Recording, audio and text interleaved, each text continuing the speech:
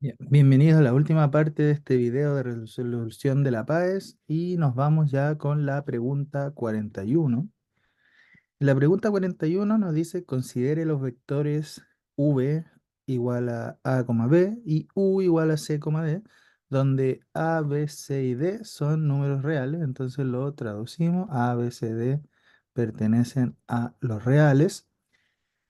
Y nos dicen que si w es igual a la suma de los vectores u y v, ¿cuáles de las siguientes relaciones nos permiten deducir que el vector w se encuentra en el primer cuadrante? Entonces nos dan una serie de condiciones que nosotros debemos analizar para ver cuál de todas estas nos permite asegurar de que el vector w va a estar siempre en el primer cuadrante. Entonces lo primero que uno acá puede hacer para abordar esta pregunta es efectivamente dibujar el vector v, ¿sí?, en el primer cuadrante para tener la idea geométrica, pero uno sí o sí tiene que tener claro que w es la suma de u más b. Por lo tanto, cuando tú dibujes el vector w, ¿sí?, que le vamos a decir que es este, ¿ya? Uno tiene que tener claro que las coordenadas de este vector van a ser conocidas en términos de lo que nos dicen en el enunciado. ¿Por qué? Porque si w es igual a la suma de u más, 2 más b, entonces esto es como que usted sume el vector a, b más el vector c, d. Y como en los vectores se suman coordenada a coordenada, entonces usted tiene que sumar la a con la c, a más c, y la b con la d. O sea que las coordenadas de v son a más c, b más d. Entonces, usted inmediatamente acá ya tiene la expresión que te entrega las coordenadas del vector w.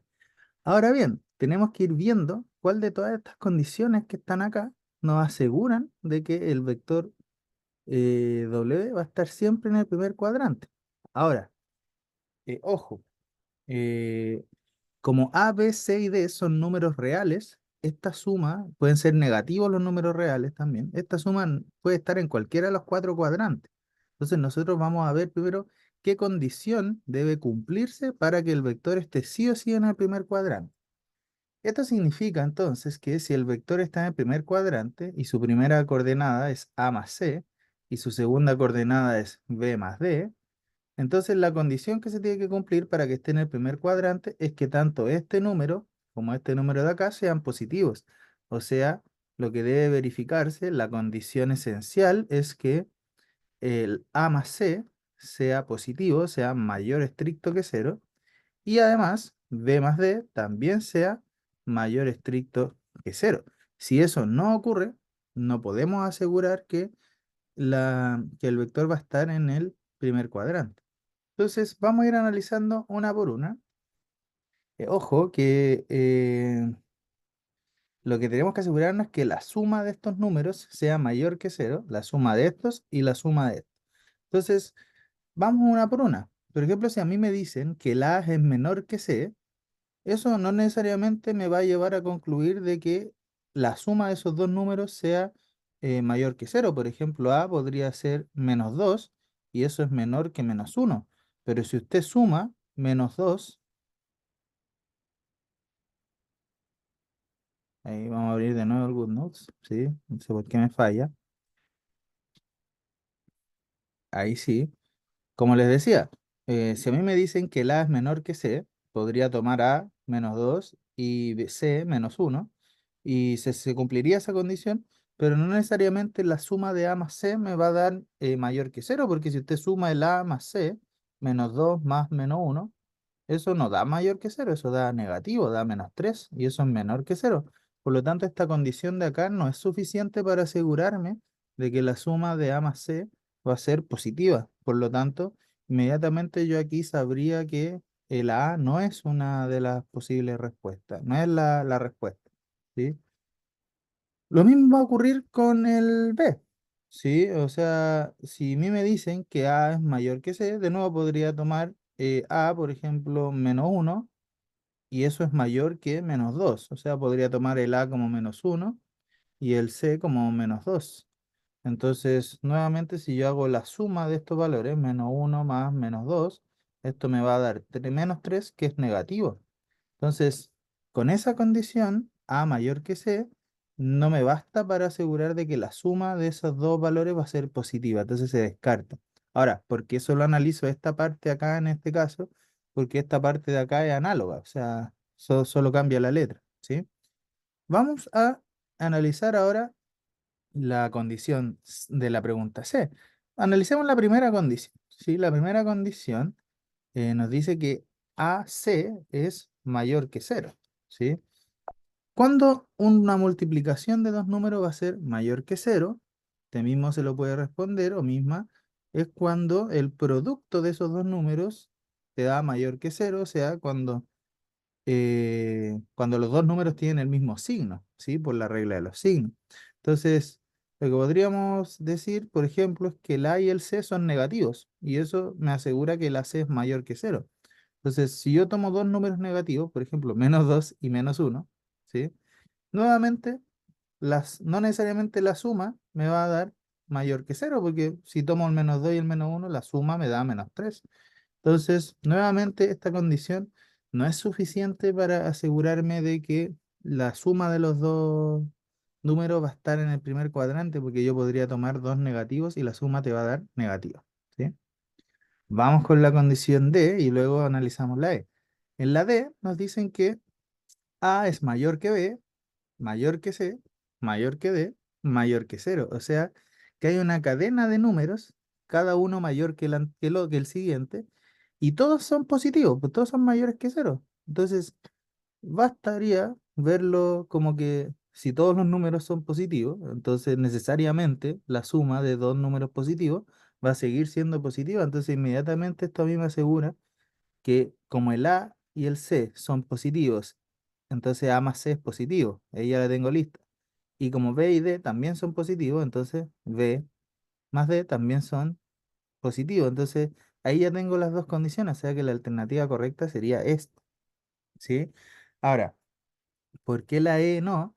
Porque, de nuevo, si todas las coordenadas son iguales, por ejemplo, yo podría tomarlas todas iguales a menos uno, ¿sí?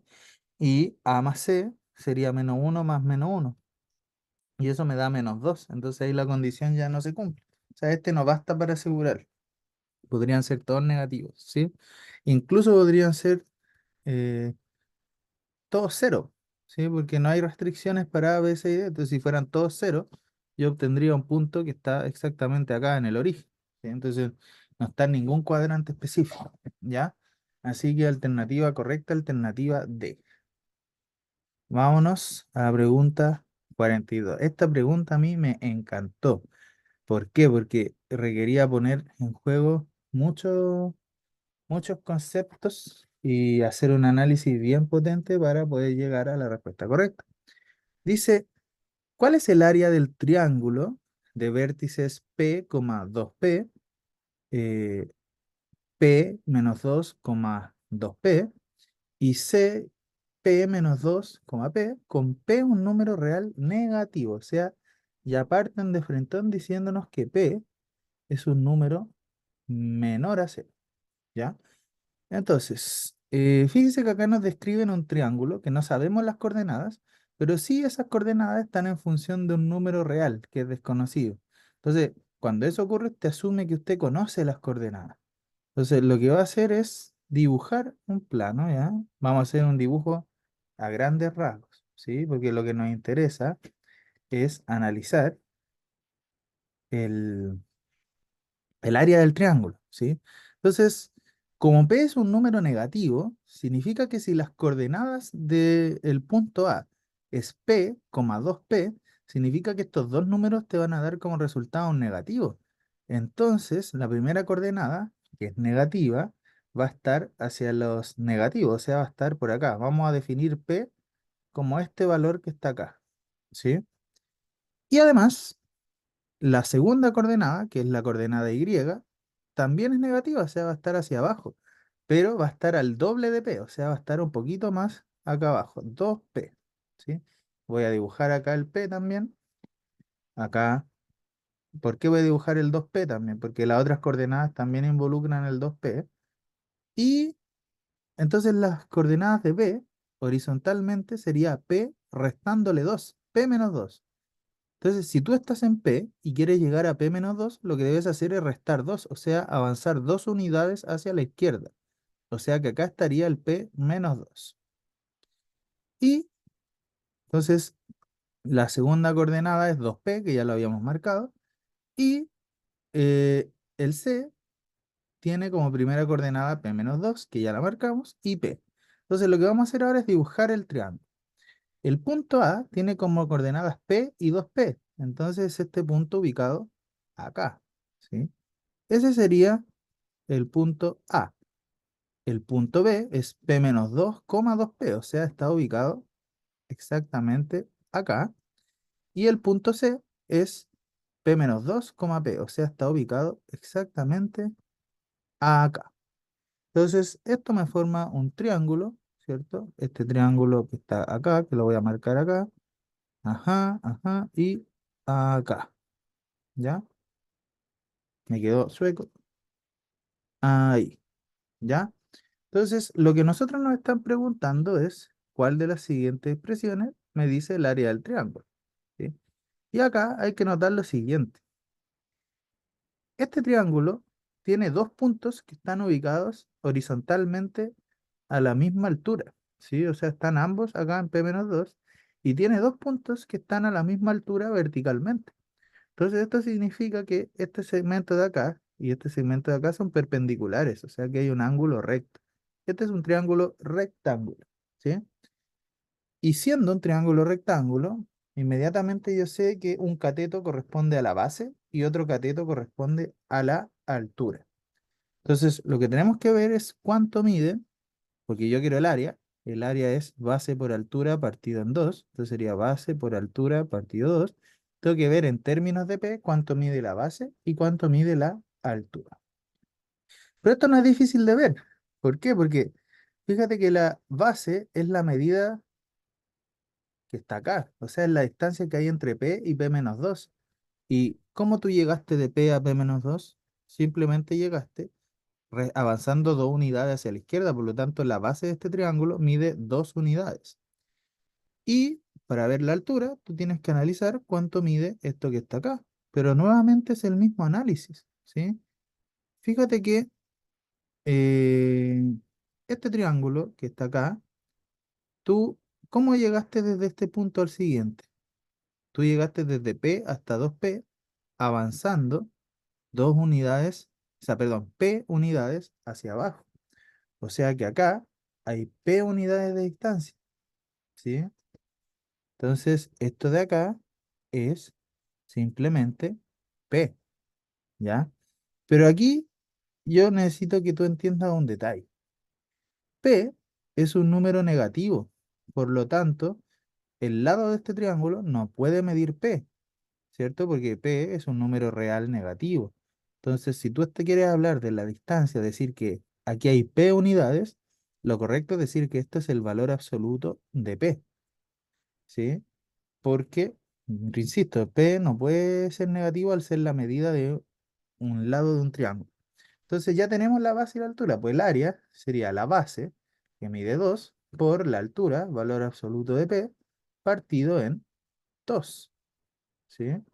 Y resulta que, como tú puedes simplificar acá el 2, entonces el área de este triángulo sería igual al valor absoluto de P. Pero el valor absoluto de P no aparece en las alternativas. Entonces, ¿cuál sería la correcta? Tenemos que recurrir a la definición del valor absoluto, entendiendo que como P es menor que 0, entonces el valor absoluto de P se define como menos P, ¿sí? El opuesto de P. Eso por definición del valor absoluto. Por lo tanto, el área de este triángulo es menos P. O sea, alternativa correcta, C. Vámonos ahora con la pregunta 43. Dice, en la figura adjunta se representa un triángulo rectángulo, de modo que uno de sus vértices coincide con el centro de una circunferencia de radio 6, ¿sí? O sea, lo que le están diciendo a usted acá es que el radio que en este caso sería OB, mide 6 centímetros y el otro vértice B está sobre la circunferencia y acá hay un ángulo de 60, ¿sí? Y hay un ángulo recto, ¿ya? Entonces el triángulo que está en la figura es rectángulo. Entonces acá nos describen un procedimiento que sigue una persona ficticia para determinar cuánto mide OA, ¿sí? OA sería este segmento que está acá. Entonces una persona quiere averiguar eso y para eso sigue ciertos pasos. Entonces tú debes ver cuál de los siguientes pasos se cometió un error, ¿sí? Entonces, fíjate que esta persona utiliza las razones trigonométricas para poder empezar a resolver este problema. Entonces tú tienes que ir viendo paso por paso cuál fue el error que cometió esta persona. Entonces el paso uno, lo que dice esta persona, a ver, yo voy a decir que coseno de 60, ¿ya?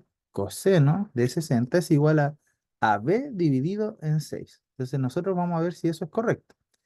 Coseno de 60 grados es igual a AB sobre OB, ¿ya?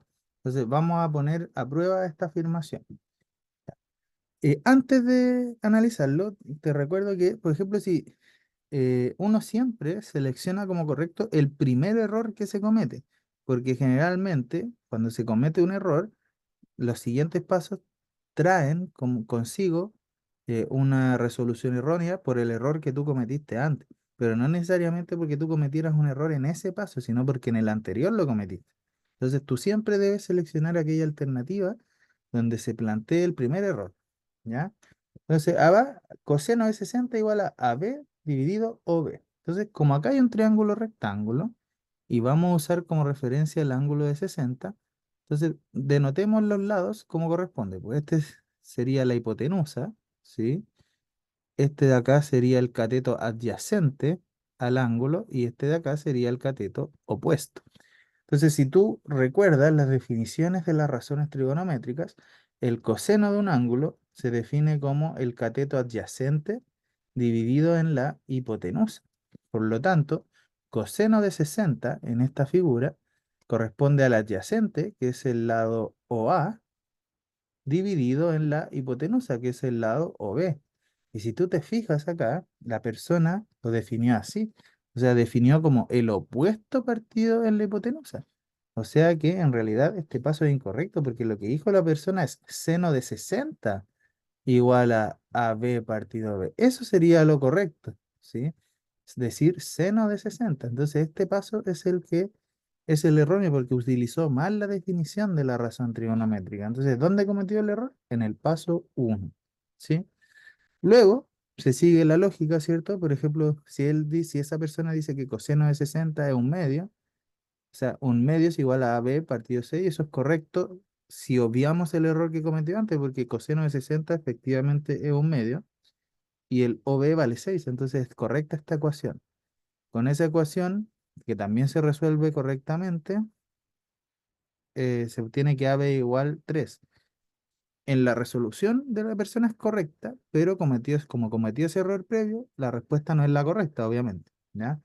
Y luego si tú verificas todo lo que sigue, él lo resuelve correctamente, pero considerando que ya había cometido un error. Entonces, error está en el paso uno, ¿ya? Esta pregunta a mí ya partimos con el eje de estadística y probabilidades. Esta pregunta me llamó mucho la atención, ¿ya?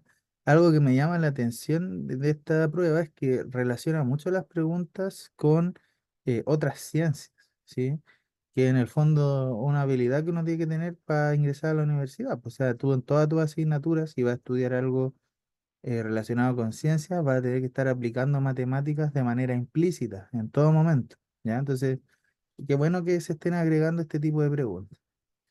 Acá nos dice que en el gráfico se presenta la cantidad de días de lluvia y la cantidad de agua caída, o sea, de los milímetros de agua que se registra en cada uno de los 12 meses de un año en cierto lugar. Esto en la ciudad, o sea, ¿qué dice? En Acra, en la ciudad de Acra, ¿sí? Entonces, fíjate que hay que saber primero leer bien este gráfico. Dice enero, febrero, abajo están los meses, o sea, estas líneas verticales te indican los meses del año. Por el lado derecho se indican los días de lluvia, ¿sí? Fíjate, por ejemplo, acá, si tu gráfico llega hasta acá, significa que hay 4 días de lluvia, 6 días de lluvia, 10 días de lluvia, etcétera. Pero el número de días de lluvia está simbolizado por esta línea punteada que está en el gráfico. Entonces, eso significa que si tú quieres leer los días de lluvia que hubo, por ejemplo, en mayo, tú te paras en la línea vertical de mayo y vas a la línea punteada, ¿sí? Que estaría acá, y hacia la izquierda tú lees los días de lluvia, que serían 8 días de lluvia en mayo. Por el otro lado, se indican los milímetros de agua caída o la lluvia total. Entonces, la lluvia total, que se mide en milímetros, se lee a la derecha del gráfico. Y si tú quieres leer, por ejemplo, la cantidad de lluvia que hubo en mayo, fíjate que es la línea continua. Entonces, tú te paras en la línea vertical de mayo y vas hasta la línea continua y ahí tú hacia la derecha lees la cantidad de milímetros de lluvia. Entonces, estos gráficos son muy utilizados cuando tú quieres mostrar distintos parámetros, distintas variables en un solo gráfico para irlas comparando. Entonces, acá lo que se muestra es cómo cambia, según los números de días de lluvia, la cantidad de agua caída, ¿ya? Entonces, si usted entiende cómo leer bien el gráfico, entonces no va a tener ningún problema en analizar esta pregunta. Ahora, mire, estas líneas punteadas, ¿sí? Las horizontales, representan los milímetros de agua caída. O sea, acá está la línea de los 200 milímetros, de los 150 milímetros, de los 100, etcétera. Y las líneas continuas en la escala del gráfico serían las que te indican la cantidad de días. O sea, esta es la línea de 2 días, de 4 días, etcétera. Eso es solo para que tú puedas leer con una mayor precisión. Entonces, ¿qué dice? Se define el índice de lluvia diaria de cada mes como el cociente, o sea, la división entre la cantidad de milímetros de agua y la cantidad de días que llovió. Entonces, vamos a traducir inmediatamente ese índice al lenguaje matemático. El índice de lluvia, entonces, que lo voy a poner así, índice de lluvia, se define como los milímetros de agua caída partido en los días de lluvia. Entonces serían los milímetros partido en los días, ¿ya?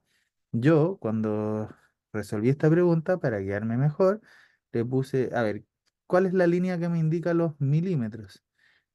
La línea continua en el gráfico. Entonces sería la línea continua dividida en la línea punteada, que es la que me indica los días de lluvia, ¿ya? Eso es para en mi cabeza poder hacerlo bien. Entonces, nos preguntan, según el gráfico, ¿en cuál mes se presentó el mayor índice de lluvia diaria? Nos dan acá 4 opciones. Entonces, lo que nosotros podríamos hacer sería muy difícil entender cuál fue el mayor índice si es que nosotros no tenemos claro cuál fue el valor concreto, ¿sí?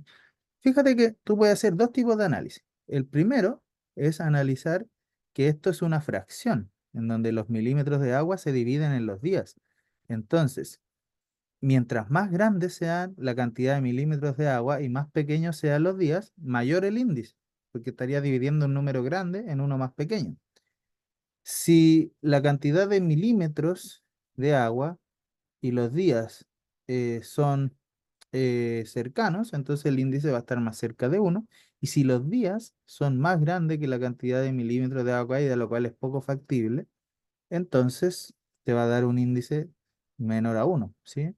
Pero en este caso no puedes olvidarte que los milímetros se miden en una escala diferente a los días, ¿ya? Entonces, no necesariamente pocos milímetros va a representar un menor índice, ¿sí? Porque también hay que dividirlo en los días, o no necesariamente una cantidad pequeña de días te va a representar un índice muy alto, ¿ya? Entonces, la mejor estrategia es ir mirando el gráfico, sacando los datos y ir calculando el índice para cada mes. Si tú quieres calcular el índice de mayo, por ejemplo, lo que tendrías que hacer es ir al gráfico, pararte en el mes de mayo y primero ver cuánta lluvia cayó en mayo. ¿Cuál fue la cantidad de lluvia en mayo? fue 150 milímetros. Entonces, tu índice sería 150 partido en la cantidad de días. ¿Cuántos días llovió en mayo? Me voy a la línea punteada y lo leo hacia la izquierda. 8. Entonces, tu índice sería 150 partido 8. Simplificamos. Esto lo podemos simplificar por 2. Eso te daría 75 cuartos. Y 75 cuartos es aproximadamente, eh, si lo hacemos, 75 cuartos es aproximadamente 18 coma algo, 17 coma algo. A ver, el 4 en el 7 te cabe una vez, te sobran 3. 4 por 8, 32, te sobran 3, ¿cierto? Eh, agrego el 0, el 4 por 7 es 28, te sobran 2 y ahí te da 18,75. ¿Ya? Ese sería el índice de mayo, 18,75. Vámonos a junio. Hacemos el procedimiento similar. En junio, aproximadamente, ¿cuántos lluvia cayó? Línea continua, la leo hacia la derecha. Por acá. Cayó aproximadamente entre la mitad, entre el 150 y el 100, digamos, 175. ¿Y cuántos días de lluvia hubo en junio? Bueno, lo leo acá en la línea, 10 días de lluvia. Entonces el índice de junio sería 175 partido 10. Y eso, si tú lo calculas, te da 17,5. Entonces, inmediatamente podemos descartar junio porque nosotros queremos el mes de mayor índice y junio ya no es el de mayor índice. Entonces, esta no es. Nos vamos al de agosto. Vamos a agosto. Fíjate que en agosto hubo solamente esta cantidad de milímetros, que si lo lees, están aproximadamente entre el 0 y el 50, 25 pp. Y la cantidad de días de lluvia fue en agosto, esto que está acá, lo leo hacia la derecha, 4. Entonces te va a quedar 25 el índice dividido 4. El índice de agosto sería 25 dividido 4. Eso te da 6,25. O sea que el de agosto fue aún menor, tampoco me sirve. Sigue ganando mayo. Y nos vamos al de octubre. Y en el de octubre va a ocurrir algo parecido. Pues mira, línea continua, lluvia total. La lluvia total es aproximadamente un valor que está acá. Según mi ojímetro, eso es aproximadamente unos 65. Ya, pero digamos que es un valor entre 50 y 100, allá un 70 y algo, un 65 y algo. ¿Y cuántos días de lluvia hubo? Vamos a la línea punteada, ¿cierto? Marcamos 6 días de lluvia. O sea, el índice de octubre va a ser un, digamos, un 65 coma algo partido en 6. Ya, pongámosle 66 para mayor simplicidad. O sea, el índice nos va a dar 11 coma algo, ¿sí? 11 en este caso. Y ya, pongamos el valor más exagerado. Pongamos, no sé, po, a ver, estamos seguros que en menos de la mitad. Pongámosle la mitad, po, 75. Si tú haces 75 dividido 6, ¿sí? 75 dividido 6 tampoco alcanza porque 10 por 6 te va a dar 12, 12 coma algo, porque 12 por 6 es 72, te sobran 3, te va a dar 12,05, ¿sí? Entonces este índice de acá es menor a 12,05, ¿ya? Y no tiene sentido que sea el mayor mes, porque ya vimos que es mayo, con 18,75. Entonces, ¿cuál era la clave acá? Saber interpretar bien este gráfico, ¿ya? Vámonos a la pregunta 45. Dice que en un instituto de idiomas se aplicó un examen de 100 puntos a estudiantes de japonés y a los estudiantes de alemán. Y los resultados se muestran en este diagrama de caja que aparece acá. Hay un diagrama de caja para el puntaje de los estudiantes de japonés y un diagrama de caja para los puntajes de los estudiantes de alemán. Este tipo de gráfico es muy frecuente en estadística y en estudios científicos porque te permite comparar dos poblaciones o dos muestras, ¿sí? De acuerdo a sus valores, a sus medidas de posición, te permite ver visualmente cuál tiene un mejor rendimiento, cuál está por sobre otra, ¿ya? Entonces recordemos primero las partes de un diagrama de caja para poder interpretar correctamente lo que sale acá. El diagrama de caja se compone de dos bigotes que se llaman, que son los extremos iniciales y finales, y acá siempre se ubica el mínimo valor de una muestra y acá el máximo valor de una variable en una muestra. estas líneas verticales que están acá representan los cuartiles de la muestra o de la población. La primera línea es el cuartil uno, o sea, es aquel valor para el cual el 25% de los datos es menor que ese valor. El cuartil 2, que es la otra línea central, esta es la mediana, ¿sí? O sea, aquel valor bajo el cual queda el 50% de la muestra. Y el cuartil 3 sería la segunda, o sea, la tercera línea vertical en la caja, que es aquel valor para el cual el 75% de los datos queda bajo ese valor, menor o igual, ¿sí? Entonces, además, hay otro parámetro de los diagramas de caja que se llama el rango intercuartil. Y ese rango intercuartil no es nada más que la diferencia entre el cuartil 3 y el cuartil uno, ¿ya? ¿Por qué es importante el rango intercuartil? Porque te da una medida de la dispersión de los datos, ¿sí? Mientras menor sea el rango intercuartil, significa que los datos varían menos, están más concentrados en torno al centro, ¿sí? Mientras que un rango intercuartil más alto, significa que entre el cuartil uno y el cuartil 3 hay una diferencia, o sea que el 50% de los datos que están entre medio tienen tienen más separación entre ellos. Entonces, nos vamos a ir ahora a las alternativas para poder empezar a analizar si es que se deduce, si es que hay un argumento válido en esta alternativa. La primera dice que la mediana de los puntajes de los estudiantes de japonés es mayor que la mediana de los puntajes de estudiantes de alemán. A ver, nos vamos a las medianas. Sí, efectivamente, la mediana de los de japonés es 50 y la mediana de los de alemán es 40. Entonces, sí, efectivamente, la conclusión es correcta acá, pero veamos si el argumento es adecuado, porque dice, porque el nivel de exigencia del examen de japonés fue de un 50% y el de alemán fue de un 40%. Mm, Como que eso no tiene nada que ver, ¿o no? Porque el nivel de exigencia de un examen es el porcentaje de correctas que tú necesitas para obtener el puntaje máximo, o sea, para obtener una nota suficiente, aprobar. Y este gráfico en ningún caso está hablando de la exigencia del examen, pues. O sea, no hay ninguna información que te permita decir eh, que la exigencia fue distinta para ambos exámenes. De hecho, ambos exámenes tienen 100 puntos, entonces no tiene nada que ver una cosa con la otra. ¿Ya?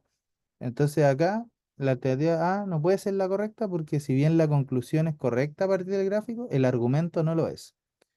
Después dice, el rango intercuartil de los puntajes de los estudiantes de alemán es de 40 puntos, porque tal valor corresponde a la resta del puntaje máximo y el mínimo dividido por 2. Pues a ver, veamos.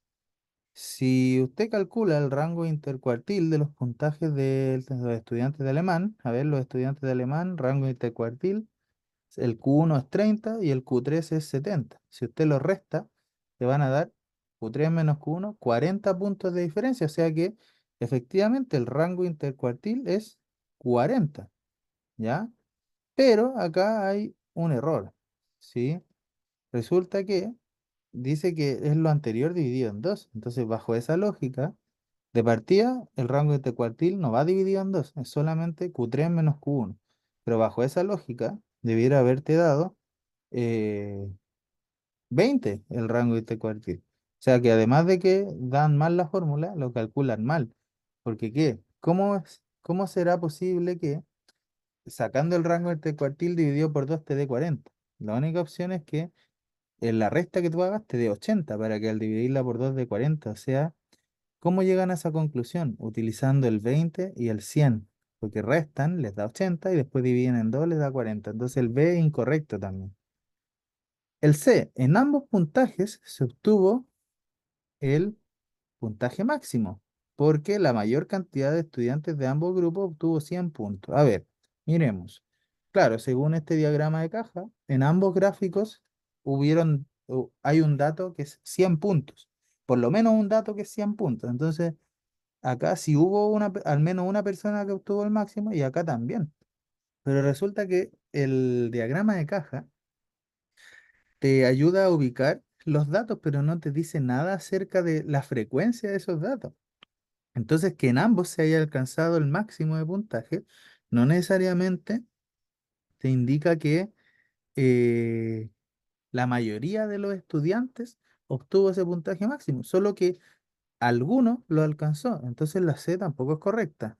Por descarte, entonces sería la D, y efectivamente el rango intercuartil de los puntajes de los estudiantes de japonés y los que estudiaron alemán es el mismo, porque para ambos grupos la diferencia entre el tercer cuartil y el primer cuartil es igual. Si bien los de alemán obtuvieron en general menores puntajes, su rango intercuartil fue el mismo, en ambos fue 40, ¿sí? ¿Por qué? Porque eso me dice que eh, el 25% menor, ¿cierto? El que separa el 25% menor está a 40 puntos de la separación de el 50% menor, o sea, el 75%. Entonces, lo que significa esto básicamente es que eh, entre acá y acá hubo 40%, 40 puntos de diferencia y eso fue igual en ambos, ¿sí? Y además, el argumento es correcto porque para ambos grupos la resta te da igual, ¿sí? Así que esta es la correcta. Vamos al 46. La pregunta 46 me gustó mucho porque ustedes, las personas que la resuelven, la podemos clasificar en dos tipos de personas, ¿no? Las personas que se toman la molestia de calcular el promedio y la desviación estándar con los datos que aparecen ahí usando la fórmula, y las personas que son más flojitas y más rápidas y dicen, no, pues yo no necesito hacer cálculos para poder deducir lo que me están preguntando. Primero, entonces, vamos a observar que dicen que hay dos tablas. Dice la edad es de un grupo de niñas y un grupo de niños que asisten a un centro pediátrico. Entonces, en el grupo de niñas, por ejemplo, la edad en años son 3, 4 y 5, cada una con una frecuencia de 10. O sea que hay 10 niños con 3 años, 10 niñas con 4 años y 10 niñas con 5 años. Lo mismo ocurre en el grupo de los niños, pero la edad es más grande. Son 10 con 8 años, 10 con 9 años y 10 con 10 años. Entonces, ¿qué nos pregunta? Dice, ¿cuál de las siguientes afirmaciones es verdadera respecto a las edades de los grupos? Y ahí nos dan una serie de alternativas acerca de la desviación estándar y el promedio de los dos grupos. Entonces nos dicen que los dos grupos tienen la misma desviación estándar y el mismo promedio, que tienen la misma desviación estándar pero distinto promedio, y así sucesivamente. Entonces, una opción es calcular la desviación estándar y el promedio. Ahí primero voy a explicar cuál es la correcta y después voy a explicar cómo se haría calculándolo. Y entonces tenemos que ir viendo cuál de todas es correcta. Entonces acá una persona que es rápida podría observar lo siguiente. En los dos grupos la distribución de datos es simétrica. ¿Por qué? Si tú hicieras un histograma, o sea, un gráfico de barras con la frecuencia y las edades para ambos grupos, si acá tú ubicas el 3 para las niñas, el 4 y el 5, observa que todos los que tienen, o sea, hay 10 niños que tienen, 10 niñas que tienen edad 3, entonces acá hay que hacer una barrita que llega hasta el 10, ¿cierto?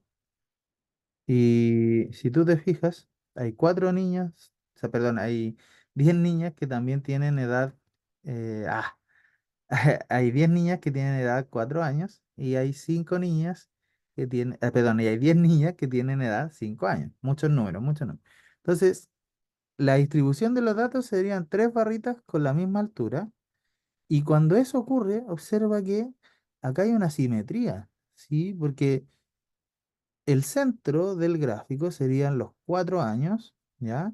Y tanto hacia la derecha como hacia la izquierda y a la misma distancia hay 10 datos. O sea, hay 10 datos que están a una unidad del 4 y otros 10 datos que están a una unidad sobre el 4. Entonces, esto hace que la distribución de los datos sea simétrica y por lo tanto el promedio sea justo el dato del centro, o sea, coincida con la mediana, que en este caso sería 4. Entonces, aquí tú sacas que el promedio de los niños es 4 y por un argumento similar, tú podrías sacar que el promedio de los niños es igual a 9 años, porque fíjate que de nuevo tú tienes al otro lado una distribución simétrica. eh, pero concentró en 9. Entonces el promedio de las niñas sería perdón, de los niños sería 9 años y el promedio de las niñas sería 4 años, ¿ya? Entonces inmediatamente tú puedes descartar aquellas alternativas que dice que tienen igual promedio, porque el promedio en uno es 4 y el promedio en el otro es 9. Entonces descartamos la B, la A y la C, ¿sí? Ahora, ¿qué pasa con la desviación estándar? Y acá viene algo muy importante también. Fíjate que la desviación estándar, o quieras hablar de la varianza, porque la desviación estándar, que la denotamos así, es simplemente la raíz cuadrada de la varianza, te indica la variabilidad de los datos. O sea, en promedio es una medida que te indica a qué distancia están los datos desde el promedio, ¿sí? Entonces, si tú observas acá, el mismo gráfico, el hecho de que sea simétrico, te indica que hay 10 datos que están a una unidad del promedio y 10 datos que están sobre a una unidad del promedio. Entonces, ¿cómo se calcula la varianza? La varianza se calcula sumando la distancia a la que están del promedio todos los datos, pero elevada al cuadrado, y luego dividiéndola en el total. Entonces, si tú quieres calcular la varianza de las niñas, por ejemplo, tú tendrías que primero sumar la distancia a la que se encuentran todos los datos respecto del promedio. Pero estos datos, por ejemplo, acá el promedio es 4, pero los datos que están y que valen 4 no aportan a la varianza porque están a la misma distancia del promedio.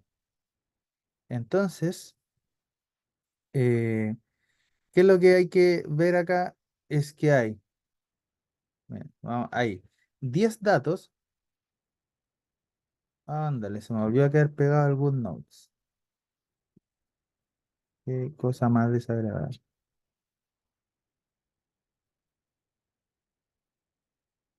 Ya, ahí sí. Entonces, fíjate que acá hay 10 datos, ¿cierto? Que están una unidad bajo el promedio, o sea que la distancia al promedio es uno negativo, ¿cierto? Pero en la varianza esa distancia va elevada al cuadrado. Entonces, 10 veces vamos a tener que sumar menos uno elevado al cuadrado. ¿Por qué se multiplica? Porque hay que sumarlo 10 veces. Entonces, es lo mismo que multiplicar por 10 más. Ahora, hay 10 datos cuyo valor es 4, o sea que están a 0 unidades del promedio. O sea, habría que sumar 10 por 0 más, y hay 10 datos que están a una unidad sobre el promedio. Entonces, ahí tú tienes la suma de las distancias al cuadrado, y eso se divide en el total de datos, y el total de datos son 30 en ambos. Entonces, la varianza, menos uno al cuadrado te da uno, que sería 10 por uno 10 más 0, y esto también te da 10. Entonces te quería 10 más 10, 20, partido 30. O sea que la varianza 20 partido 30, 2 tercios. Y la desviación estándar entonces de las niñas sería raíz cuadrada de 2 tercios, porque la desviación estándar es la raíz de la varianza. Observa lo siguiente, en el grupo de niños también nos interesa la diferencia, o sea, da igual que el promedio sea más alto, lo que nos interesa es cómo varían los datos respecto al promedio. Y si tú quieres calcular la varianza de los niños, nuevamente lo que vas a tener que hacer es ver las diferencias. Y nuevamente hay 10 datos que están una unidad bajo el promedio, o sea, la distancia total va a ser 10 por menos uno al cuadrado, porque la distancia al promedio vale al cuadrado, más hay 10 datos que están justo en el promedio, entonces están a cero de distancia, y hay 10 datos que están una unidad sobre el promedio.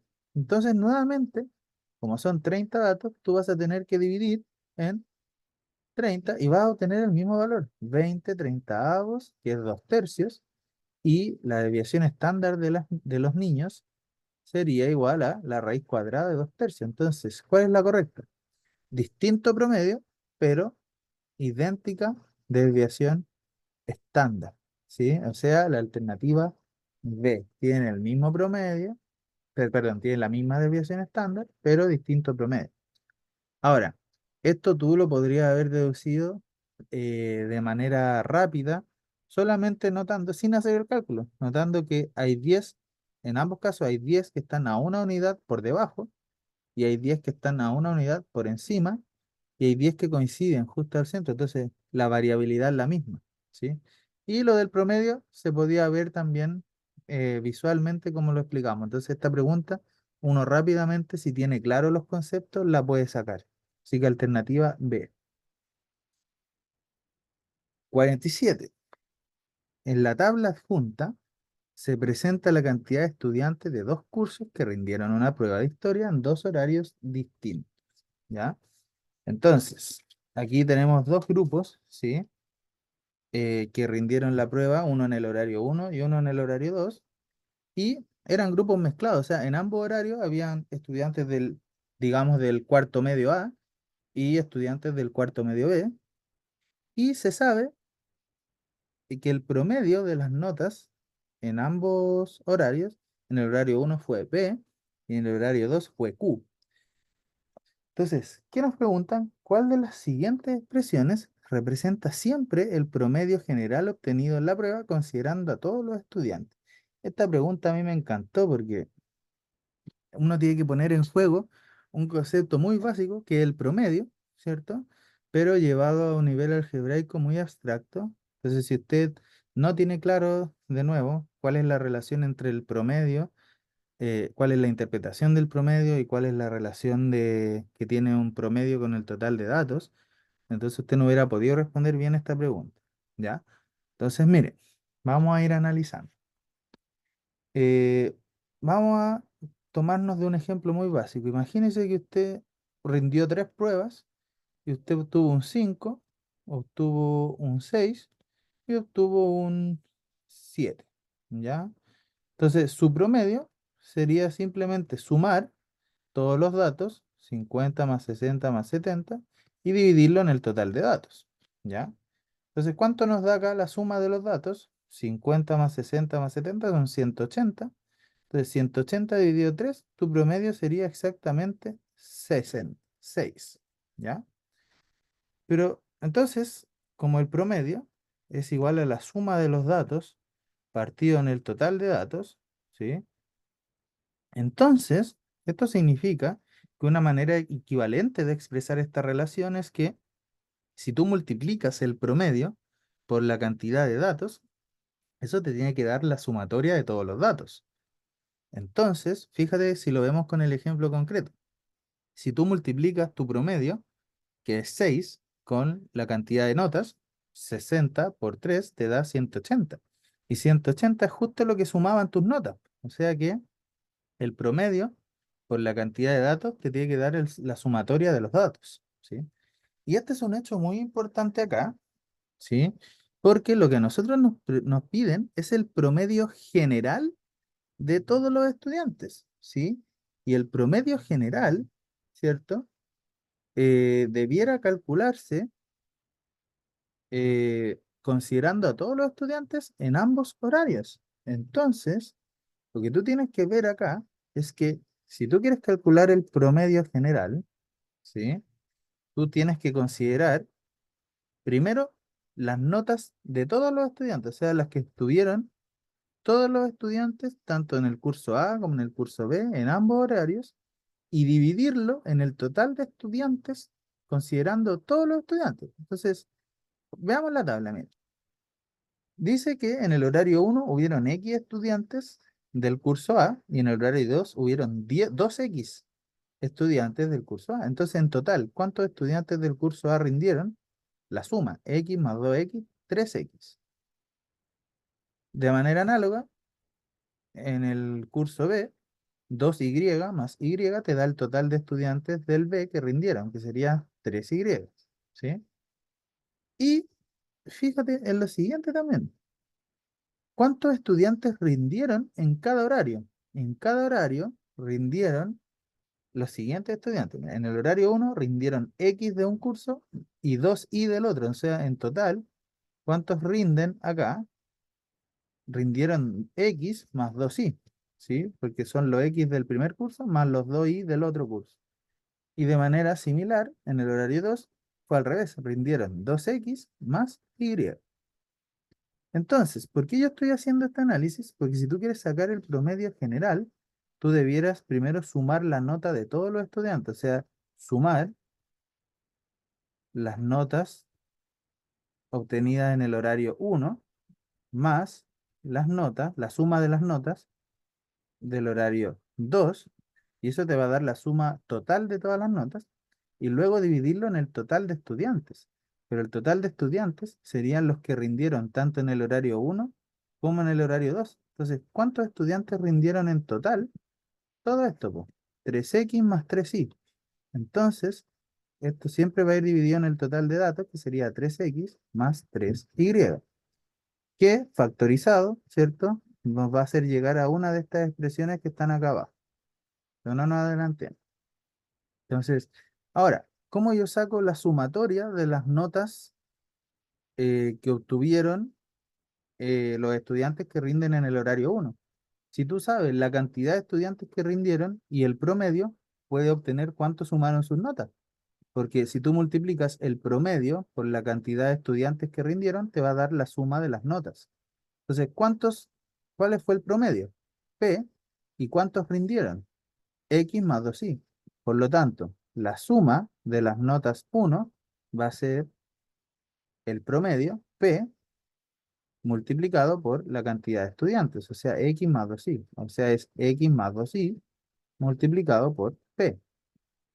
Y de manera análoga, la sumatoria de las notas 2 va a ser los que rindieron en el horario 2, 2x más y, multiplicado por el promedio, 2x más y multiplicado por q, porque el promedio en el horario 2 fue q. Entonces, ya tenemos todo lo que necesitamos, po. El promedio general es la suma de todas las notas, o sea, las del horario 1, x más 2y por p, más las del horario 2, 2x más y por q. Y eso se divide en el total de estudiantes que rindieron la evaluación. 3x más 3y, que factorizado es 3 factor de x más y. O sea que la alternativa correcta, ¿cuál sería? Exactamente la alternativa A. ¿Sí? ¿Por qué la A? Porque es la única que es idéntica a la que encontramos nosotros. En la D es muy parecida, pero están cambiadas la P con la Q. ¿Sí? Y en la B es muy parecida, pero están cambiados el 2x con el 2y. ¿Ya?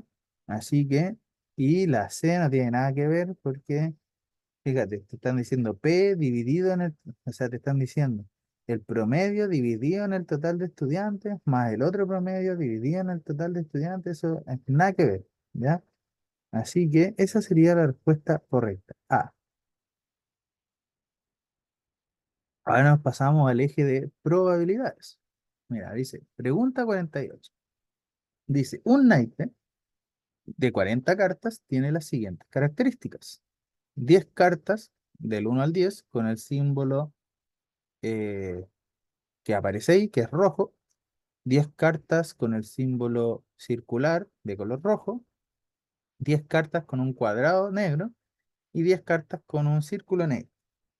Entonces, dice que un juego consiste en que un jugador extrae una carta al azar y gana si la carta es un número primo y además el símbolo rojo. Entonces, ¿cuál es la probabilidad de que gane? Esta es una pregunta básica, de hecho es como una pregunta de la M1, donde tú solo tienes que calcular una probabilidad muy simple, ¿ya? Para calcular una probabilidad de que ocurra cierto evento, tú siempre debes dividir la cantidad de casos favorables, ¿cierto? A que ocurra ese evento entre los casos totales, ¿sí? O sea, la probabilidad siempre es una fracción entre los casos favorables y los totales. Entonces, lo que habría que ver para responder esta pregunta es ver cuántos casos son favorables a que la carta tenga un número primo y el símbolo sea rojo y cuáles son los casos totales. Pero los casos totales ya nos lo dan porque son 40 cartas en total, pues como tú extraes una al azar, entonces tus casos totales son los 40 y solo hay que ver cuántos son favorables a los que se describen ahí. Entonces, ¿cuándo un caso va a ser favorable? Cuando tenga un número primo y además sea de color rojo. Entonces, tenemos que ver qué cartas corresponden a un número primo. Y como las cartas están numeradas del 1 al 10, ¿cuáles son los números primos? Los primos son aquellos que solo son divisibles por uno y por sí mismos.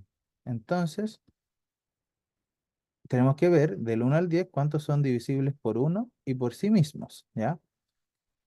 Entonces, anotemos primero el conjunto de los números primos del 1 al 10. El 1, por definición, no se considera un número primo y tampoco se considera un número compuesto, o sea, se excluye de la definición. Por lo tanto, el 1 no es primo.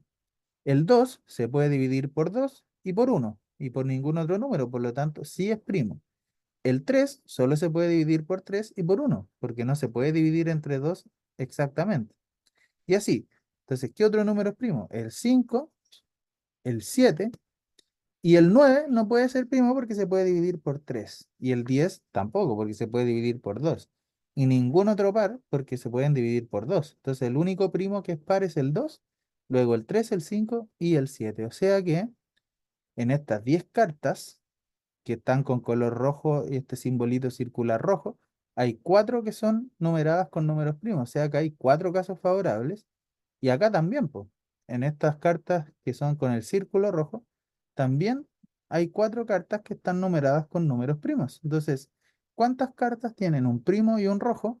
Son las 4 de acá y las 4 de acá. O sea, son 8 cartas en total. O sea, sería la probabilidad 8 casos favorables de un total de 40.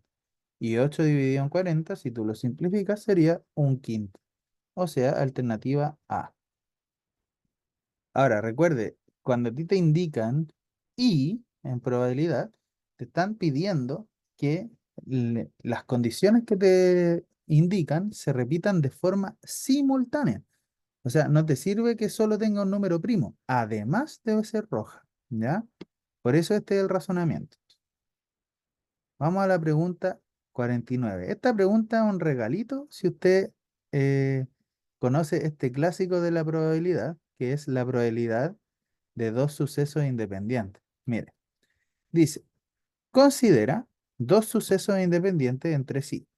¿Ya? Entonces dice que el suceso A ocurre con probabilidad 0,6, mientras que el suceso B, no sabemos la probabilidad, pero sí sabemos la probabilidad de que ocurra simultáneamente el suceso A y el suceso B. ¿Ya? Entonces, aquí hay una propiedad muy importante. Cuando tú tienes dos sucesos A y B, ¿sí? Entonces, esos sucesos podrían ocurrir de manera simultánea o no, ¿ya? Entonces, si estos dos sucesos son independientes entre sí, eso quiere decir que el hecho de que ocurra B no modifica la probabilidad que ocurra A y viceversa. Si ocurre A, no se modifica la probabilidad de que ocurra B. Entonces hay una relación muy bonita que a ti te permite calcular la probabilidad de que ocurran juntos. O sea, la probabilidad de que ocurra A y B juntos, esto es la intersección que se denota con una U invertida. O sea, la probabilidad de que ocurra A y B se obtiene multiplicando la probabilidad de que ocurra A por la probabilidad de que ocurra B, siempre y cuando sean independientes. Entonces, sí, esta es lo que se llama la famosa regla multiplicativa de la probabilidad. Si dos sucesos son independientes, entonces la probabilidad de que ocurran juntos es multiplicar las probabilidades de ambos por separado. Entonces observa que acá nos están dando que el suceso A ocurre con probabilidad 0,6, o sea que esto es 0,6. Y nos están diciendo que ocurren simultáneamente con probabilidad 0,3. O sea que 0,3 es igual a la probabilidad de A por la probabilidad de B. Y con eso tú puedes sacar la probabilidad de que ocurra el suceso B, porque era lo que nos pedían. Esto era lo que nosotros queríamos averiguar. Entonces, ¿cómo despejo? Paso el 0,6 dividiendo al otro lado. Entonces queda 0,3 dividido en 0,6 igual a la probabilidad de B. Y para la gente que le cuesta dividir decimales, cosa que no creo ya, porque si llegamos a este punto de la prueba ya significa que los decimales los dominamos hace rato. Tú puedes amplificar por 10 para no cambiar la fracción y te queda 3 dividido 6. Y 3 dividido 6 sería la probabilidad de B, que es 0,5 si tú haces el cálculo. O sea que la alternativa correcta es la C. Sí. Vámonos con la pregunta 50. Ya nos acercamos al final de esta tortuosa prueba. Dice, en una caja, ¿ya? Se tienen 17 bolitas del mismo tipo numeradas del 1 al 17.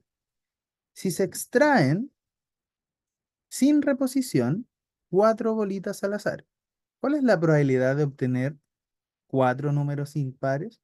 Entonces, observa acá lo siguiente. Este tipo de probabilidades, ¿ya? Se llaman probabilidades condicionadas. Siempre que tú tengas un experimento que se repite, pero sin reposición, por ejemplo, extraer bolitas de una caja, Significa que tú cuando haces una extracción y sacas una bolita, luego al hacer la segunda, tú la bolita que sacaste no la devolviste. Entonces esto te modifica el contenido de la caja y por lo tanto, dependiendo de lo que te haya salido, las probabilidades van a ser distintas en un caso o en otro. Entonces, por eso se llama probabilidad condicionada, porque el resultado del experimento está condicionado a lo que ocurrió antes, o sea, el resultado de otro experimento. Entonces, este tipo de probabilidades, sobre todo cuando se trata de repetir varias veces un experimento, se puede analizar de manera muy sencilla si tú haces algo que se llama un diagrama de árbol, ¿ya? En el diagrama de árbol, por ejemplo, cuando tú lanzas una moneda, imagínate el experimento de lanzar una moneda. El diagrama de árbol te indica las posibilidades que pueden ocurrir, cara o sello. Pero si tú lanzas dos monedas, el diagrama de árbol tendría que ser algo así. Cara, sello acá. Significa que tus opciones son cara, sello, cara o sello, sello. ¿Sí? Entonces el diagrama de árbol lo que nos ayuda es a poder entender cuáles son las posibilidades en un experimento aleatorio. Entonces, lo que nosotros vamos a hacer acá es precisamente hacer un diagrama de árbol. ¿Por qué? Mira, porque dice que en una caja tú tienes 17 bolitas y te están preguntando si repites 4 veces el experimento sin reposición, ¿cuál es la probabilidad de obtener 4 números impares? Entonces, acá tú podrías analizarlo como un dilema. Cuando yo saque una bolita pueden ocurrir dos cosas, que me salga par o que me salga impar. Entonces, lo que yo voy a hacer es un diagrama de árbol para la primera extracción en la que te puede salir par o te puede salir impar. Pero cuando tú ya hiciste la primera extracción vas a tener que hacer otra. Entonces te puede volver a salir par o impar o par o impar. Entonces, como son 4 extracciones, tú vas a tener que hacer este análisis par impar, 4 veces. ¿Sí? Par impar, par impar. Y me falta la última extracción, ¿cierto? Que nuevamente es dicotómica, puede ser par o impar. Entonces, vamos a ver par impar, par impar, par impar, par impar, par impar, par impar, aunque sea la teta, ¿sí? Par impar. Ya.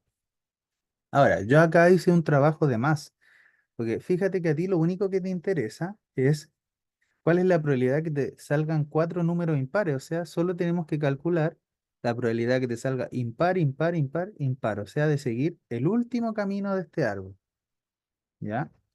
Y aunque no lo crean, esto es muy sencillo de calcularse. ¿Por qué? Mire, por lo siguiente. Este diagrama está incompleto. Lo que nos falta es ver cuál es la probabilidad de que ocurra cada suceso en cada etapa. Entonces, como usted tiene 17 bolitas del mismo tipo, eso significa que si lo vemos numéricamente, las opciones al sacar una bolita van a ser los números del 1 al 17, ¿sí? No los voy a anotar todos, ¿ya? Voy a hacer 14, 15, 16 y 17. Fíjate que ¿qué es lo que vamos a considerar nosotros un suceso favorable? Como a mí me preguntan la probabilidad de obtener 4 números impares, yo voy a considerar caso favorable cuando a mí me salga un número impar. O sea, cuando me salga 1, 3, 5, 7, 9, 11, 13, 15 y 17. Entonces, ¿cuáles serían mis casos favorables? El 1, el 3, el 5, el 7, el 9, el 11, el 13, el 15 y el 17, que son los impares. Entonces, ¿cuántos casos favorables tengo a que me salga impar? Son 1, 2, 3, 4, 5, 6, 7, 8, 9 casos de un total de ¿cuánto? 9 casos de un total de 17, porque hay bolitas del 1 al 17. Entonces, en la primera extracción que yo haga, ¿cuál va a ser mi probabilidad de que me salga impar? 9 de 17, porque la urna está con todas sus bolitas adentro. Y al contrario de que me salga par, van a ser 8 de 17. ¿Sí? Pero, ¿qué pasa si yo saqué una bolita y esta bolita fue impar? ¿Por qué no voy a analizar el resto del árbol? Porque no son lo que yo quiero encontrar. Yo solo quiero saber qué pasaría si me salen puras impares. Entonces, como ya te salió una bolita impar, ya no hay 9 casos favorables, porque ya sacaste uno. Entonces tus casos favorables serían 8 ahora. Y como ya sacaste una bolita, tampoco quedan 17 bolitas, sino que queda una menos, o sea, 16. O sea que en la segunda extracción, la probabilidad sería 8 de 16. ¿Por qué es condicionada? Porque si en la primera extracción te salió par, significa que en la segunda extracción, ¿cuántos casos favorables hay que te salgan impar? Como no sacaste ninguna impar, siguen habiendo 9 impares. ¿Y cuántas bolitas quedan? Como tú ya sacaste una que es par, te quedan 16. O sea que dependiendo de lo que pase, las probabilidades son distintas porque si antes te salió una par, te da 9 de 16. Pero si te salió una impar, te da 8 de 16. Por eso la probabilidad está condicionada a lo que ocurra antes. Sigamos con el análisis del último camino. ¿Qué pasa? ¿Cuál es la probabilidad de que la tercera extracción sea impar? Bueno, habría que considerar que tú antes ya sacaste dos bolitas, entonces te quedan solamente 15 bolitas en la urna, y como las dos que sacaste antes fueron impares, entonces ya no hay 9, sino que hay 7 bolitas impares. Entonces sería 7 de 15. Y lo mismo en el último, como sería 7 de 15 el previo, pero tú vas a sacar otra bolita impar, entonces ahora ya no te quedan 7, te quedan 6 favorables. Y como en la urna, que originalmente tenía 18, ya hiciste 3 extracciones, ahora te quedan solamente, perdón, tenían 17, ya hiciste ahora 3 extracciones, entonces te quedan solamente 14 posibilidades. Entonces aquí ya tenemos las probabilidades condicionadas de cada uno de estos sucesos. ¿Qué es lo que hay que hacer ahora? Si tú quieres ver la probabilidad de que ocurra esto simultáneamente, o sea, de que ocurra esto precisamente, tú lo único que tienes que hacer es usar la regla multiplicativa, ¿sí? Porque la probabilidad condicionada, ¿sí? Tiene esta siguiente relación. Eh, la probabilidad de que ocurran dos cosas al mismo tiempo está dada por lo siguiente. La probabilidad de que ocurra A y B es lo mismo que la probabilidad de que ocurra A, dado que ya ocurrió B, por la probabilidad de B. Entonces, no es más que ir multiplicando las probabilidades condicionadas por la probabilidad del suceso anterior. Entonces, si tú quieres sacar la probabilidad de que ocurra esto y esto, debes multiplicar la probabilidad por el suceso anterior. Y si además quieres que ocurra lo anterior, tienes que volver a multiplicar por la probabilidad anterior y así. Entonces es básicamente una regla multiplicativa, o sea, multiplicar las probabilidades de cada camino. Por lo tanto, si tú quieres saber la probabilidad de que te salgan 4 veces un impar, entonces tú tendrías que multiplicar 6 sobre 14 por 7 sobre 15 por 8 sobre 16 por 9 sobre 17. Y entonces tú esta multiplicación, como son fracciones, se pueden multiplicar hacia el lado. Pero como tú eres una persona que está contra el tiempo, lo que vas a hacer es simplificar. Entonces, por ejemplo, 8 entre 16, si simplificas por 8 te queda uno y 2. Después, ¿cuál más podemos simplificar? Podemos simplificar el 6 con el 14. Lo simplificamos por 2 y te queda 3 y 7.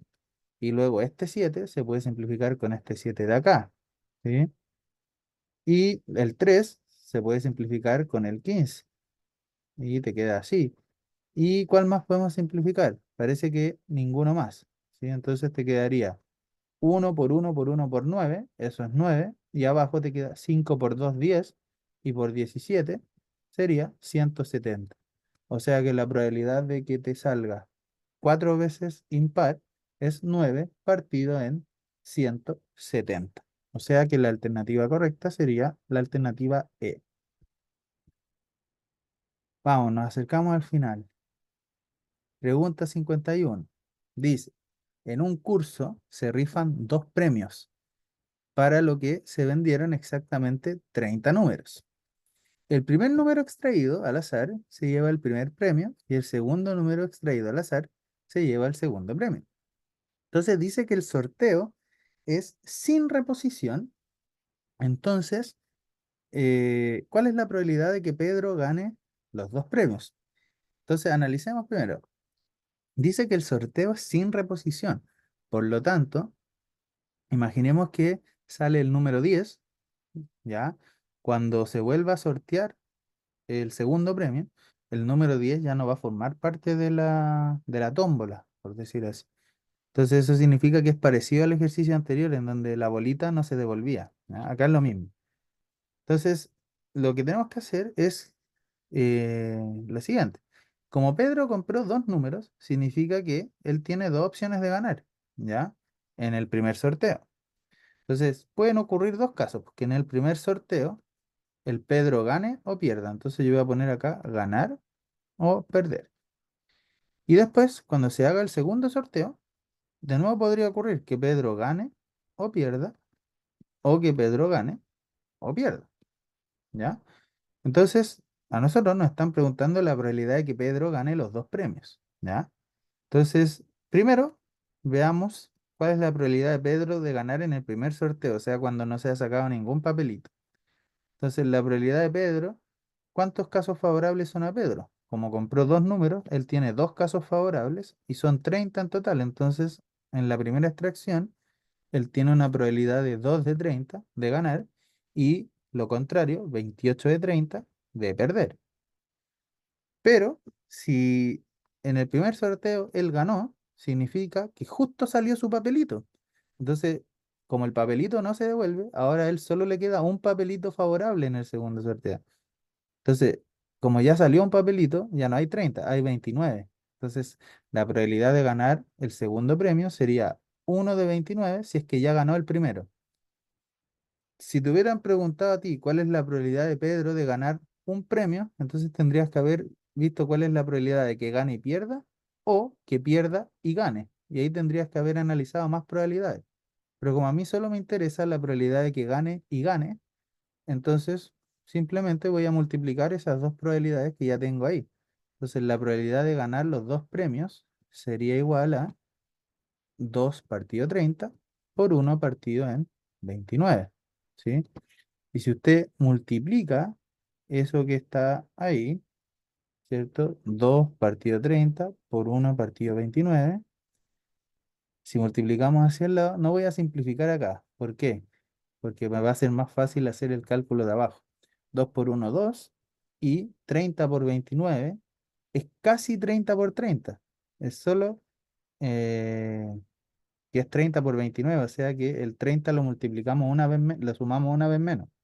Entonces, 30 por 30 es 900. Y si a eso le quitamos una vez el 30, vamos a hacer el 30 por 29, o sea que sería 870. También lo puedes hacer a mano, si es que te ayuda a ahorrar tiempo. Simplificamos por 2, acá te va a quedar 1, y acá te va a quedar la mitad de 870, o sea, 435. O sea, alternativa correcta, alternativa B. 1 partido en 435. Nos vamos a la última pregunta y aquí empiezan estas preguntas, que son las preguntas a las que todos les temen. Las preguntas de suficiencia de datos, que a mi parecer son las más entretenidas de todas. Dice, pregunta 32, perdón, 52. Considera la función f cuyo dominio es el conjunto de todos los números reales y está definida por esa función que está ahí. Ax cuadrado más 3x más c con a y c, números reales distintos de cero. Entonces traduzcamos. A y c son reales distintos de cero. ¿Y qué es lo que te dicen? Se puede determinar que la gráfica no intersecta al eje X si se sabe que. Y ahí nos dan dos afirmaciones y nos preguntan si esas afirmaciones son suficientes para determinar lo que nos preguntan. Entonces, ¿cómo se abordan estas preguntas? Así que aquí hay una estrategia que usted siempre debe seguir porque le asegura tener éxito. La estrategia es comenzar primero deduciendo toda la información que usted pueda del enunciado, pero sin siquiera mirar estas cosas que están acá. O sea, olvídese de que le ha dicho esa información y usted saque toda la información que pueda del enunciado, ¿ya? Entonces, mirando solo el enunciado, lo que a nosotros nos están diciendo es que hay una función cuadrática, ax cuadrado más 3x más c, con a y c números reales distintos de cero. Entonces, ¿qué me preguntan? Determinar cuándo la gráfica no intersecta el eje X. Entonces acá usted tiene una función, ¿cierto? Entonces, las cuadráticas son parábolas. Pueden ser parábolas abiertas hacia arriba o abiertas hacia abajo. Podría ser que tu parábola es así, ¿sí? O también podría ser que tu parábola es así. O no conocía esta función del Goodnotes para hacer parábola, lo mejor. Entonces, lo que tengo que ver es que la gráfica no intersecte al eje X, o sea, podría ser así o así, ¿ya? Pero, porque este es el eje X. Pero, ¿cuándo va a ocurrir eso? Cuando una gráfica no va a intersectar al eje X, cuando al resolver la ecuación cuadrática, esta no tenga soluciones, o sea, no hayan cortes con el eje. Y eso está dado por un parámetro de la función cuadrática que se llama el discriminante. El mismo discriminante de la ecuación cuadrática lo tenemos en la función cuadrática y eso me indica si corta o no al eje X. Entonces, si el discriminante, que es b cuadrado menos 4ac, esto es cuando usted tiene la función ax cuadrado más bx más c, ¿sí? Ahí, si esta es tu función, tu discriminante sería b cuadrado menos 4ac. ¿Cuándo no va a cortar? Cuando esto sea menor a cero, ¿ya? Si es mayor a cero, te corta en dos valores, o sea, sería así. Y si es igual a cero, te corta en un solo valor, o sea, sería así o así, ¿ya? Entonces, cuando el discriminante sea menor que cero, si nosotros logramos probar que el discriminante es menor que cero, entonces vamos a poder ver si la información es suficiente o no, ¿ya? Pero ojo, mi función no tiene esta forma que está acá, porque el b, que es el que acompaña al x, yo ya sé que vale 3. Entonces, en realidad, mi discriminante, como mi función es ax cuadrado más 3x más c, entonces mi discriminante ya no es b cuadrado menos 4ac, sino que el discriminante, como el b vale 3, sería 3 al cuadrado menos 4ac. Entonces esto me dice que el discriminante es 9 menos 4ac.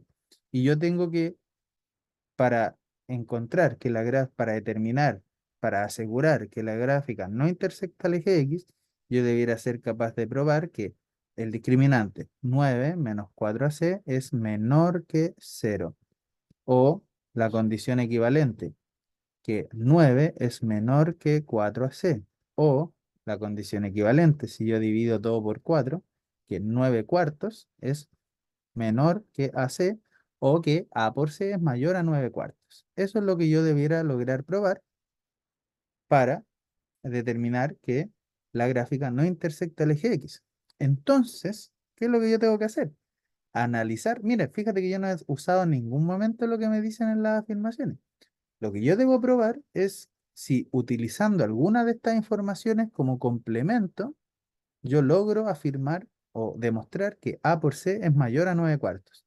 Si yo logro hacer eso, entonces voy a tener la respuesta a esta pregunta. ¿Cómo se analiza eso? Una vez que usted ya sacó toda la información del enunciado, usted lo que tiene que hacer es ver si con la uno por sí sola le alcanza para probar lo que le pide. Entonces tú te vas a olvidar de que existe la afirmación 2. Solo vas a trabajar con la afirmación 1. Entonces en este caso, la 1, voy a poner solo 1, dice que AC es, perdón, dice que A es igual a C. Y esto me alcanzará para probar que A por C es mayor que 9 cuartos. A ver, veamos. Si A es igual a C, entonces debiera cumplirse que 9 cuartos es menor que A por C. Pero como el C vale igual a A, entonces es lo mismo que A por A. Y entonces, una forma equivalente sería decir que 9 cuartos es menor que A cuadrado. O sea, yo con esto solo puedo deducir que A cuadrado es mayor que 9 cuartos, pero no puedo lograr deducir que sea mayor que cero el A por C, ¿sí? Porque la condición, a lo más yo tengo que A por A te da 9 cuartos, pero no me dice nada de A por C. Entonces la uno por sí sola no es suficiente para poder responder o asegurar que la gráfica no corte al eje X. Por lo tanto, inmediatamente tú descartas uno por sí sola y cada uno por sí sola, porque cada uno por sí sola significa que tú, solo con la uno y después solo con la 2, con ambas por sí solas, puedes responder la pregunta. Entonces, al tiro nos quedamos entre la B, la C y la E. Entonces ahora, ya usamos la información uno. Entonces yo ahora, la otra estrategia es, me voy a olvidar de la información uno. Voy a usar solo la 2. O sea, voy a hacer como que esta nunca existió. ¿Ya? Entonces, ¿para qué? Para analizar si con las 2 por sí sola yo puedo deducir. Entonces, del enunciado, yo sabía que A por C es mayor a 9 cuartos. O eso es lo que yo quiero probar, que A por C sea mayor a 9 cuartos. ¿Y qué es lo que yo sé? Que A pertenece al intervalo 3 medios como infinito. O sea que si tú tienes acá el 3 medios sin incluirlo y te vas hacia el infinito generando este intervalo, el A está metido acá adentro. O sea que el A es mayor que 3 medios. O sea, lo que te están diciendo acá es que A es mayor que 3 medios. Pero si el A es mayor que 3 medios, de nuevo, no te dan ninguna información acerca del C. A lo más, tú multiplicando todo por A, ¿cierto? Podrías deducir que A por A, ¿cierto? Es mayor que 3 medios por A. Y como el A es mayor que 3 medios, entonces esto sería mayor que 3 medios por 3 medios. O sea, puedes probar que A cuadrado es mayor que 9 cuartos. Pero tú necesitas probar que A por C es mayor a 9 cuartos. Entonces no te resulta, ¿sí? Porque el C, todo depende del C. Pero ojo acá. O sea, con la 2 por sí sola yo no puedo. ¿Sí? Entonces, tengo dos opciones. O necesito más información o puedo combinar ambas para ver si puedo llegar a la respuesta. Y aquí está la clave. Pues veamos qué pasa si tú usas uno y 2 al mismo tiempo. Si tú usas uno, sabe inmediatamente que A es igual a C. Y si usas 2, sabe inmediatamente que la A es mayor que 3 medios. Entonces, fíjate en lo siguiente.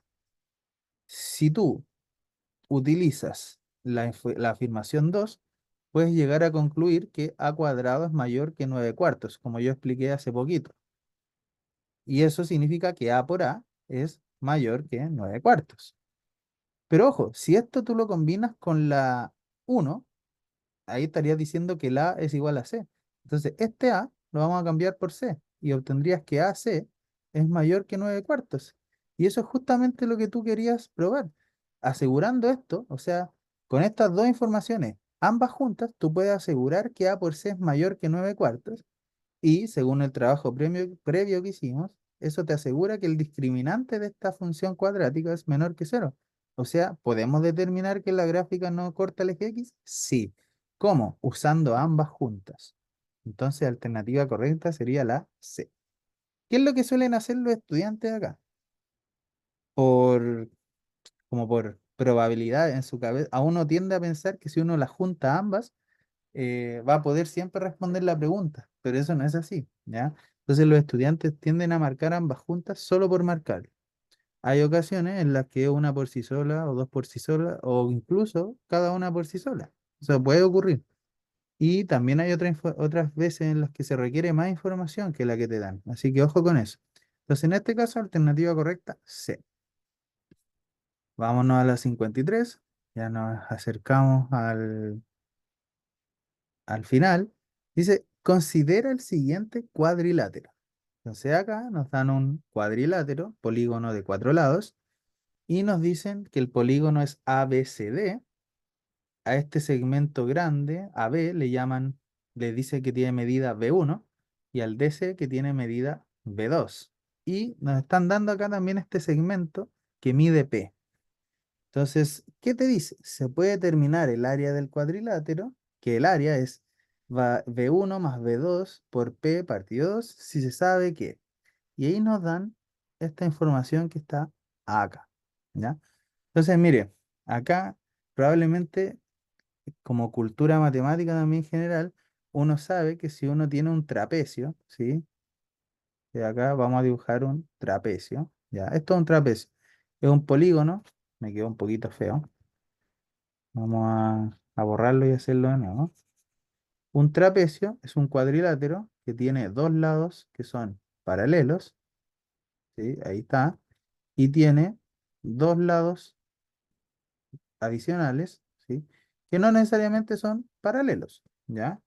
Entonces, eso de ahí es un trapecio, ¿ya?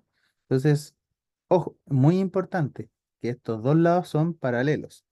Si no nos dicen eso, nos aseguramos que es un trapecio. Este trapecio tiene tres parámetros que lo caracterizan. El primero es la base menor, que es esta base que es uno de los lados paralelos, pero el más pequeño. En mi dibujo la base menor sería esta, le voy a poner B1. Y en el otro lado paralelo se llama base mayor, le voy a poner B2. Y también otro parámetro que lo caracteriza es un segmento perpendicular, igual que en los triángulos, que se llama la altura. ¿Sí? A esta altura yo le voy a poner P para seguir la notación que me están dando ahí en el enunciado. Pues generalmente se le pone H, ¿ya? Entonces, un hecho conocido es que el área de un trapecio se puede calcular como el promedio de las bases, o sea, B1 más B2 dividido en 2 multiplicado por la altura, o sea, con esta fórmula que está acá, que es la misma que se indica acá, ¿sí? Entonces, fíjate que lo que dicen acá es, se puede determinar el área del cuadrilátero es esto que sale acá, si se sabe que.